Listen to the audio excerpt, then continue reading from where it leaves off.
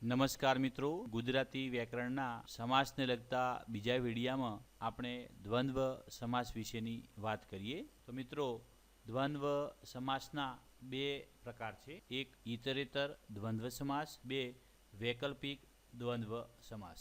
મિત્રો, આપણે જે સ્પર્ધાત્મક પરીક્ષાઓ હોય, જીપીએસસી હોય કે બીજી કોઈ પરીક્ષા હોય, એની અંદર ફક્ત આ પેટા પ્રકારનું નામ લખવાનું હોતું નથી.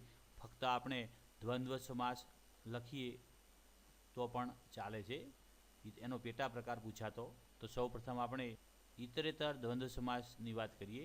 તો દ્વંદ્વ સમાસનો વિગ્રહ પૂર્વપદ અને ઉત્તરપદ વચ્ચે અને મૂકીને થાય તો તેને આપણે ઇતરેતર દ્વંદ્વ સમાસ કહેવાય છે.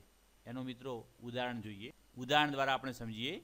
ચા પાણી. તો ચા જે છે એ પૂર્વપદ અને પાણી જે છે એ ઉત્તરપદ છે. ચા અને પાણીની વચ્ચે અને મૂકી અને મૂક્યો અને દ્વારાનો વિગ્રહ થયો છે. બીજા પણ ઉદાહરણ જોઈએ આપણે.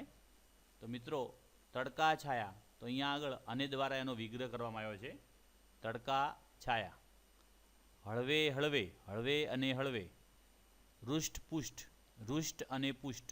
વેશ ટેક, વેશ અને ટેક. મા બાપ, મા અને બાપ. બીજા પણ ઉદાહરણ જોઈએ. રાગ દ્વેષ, નિશાદીન, તાર ટપાલ, જીર્ણ શીર્ણ, ચડ ઉતર, ગુરુ શિષ્ય, આબોહવા. મિત્રો, અંજળ એટલે કે અન્ન અને જળ. બીજો પ્રકાર છે વૈકલ્પિક દ્વંદ્વ સમાસ.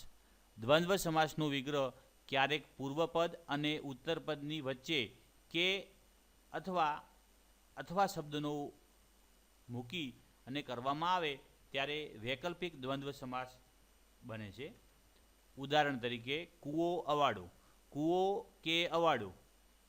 બીજું કહીએ તો કૂવો અથવા અવાડો.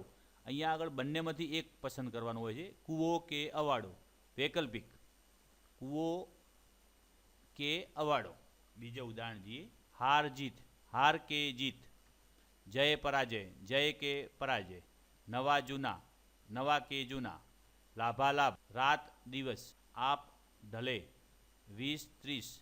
સવાર સાંજ. શુભ અશુભ. 10-12. આજ કાલ. જમણું ડાબું. તો મિત્રો, હવે પછીના વિડીયામાં આપણે તત્પુરુષ સમાસની સમજ મેળવીશું. ત્યાં સુધી આવજો.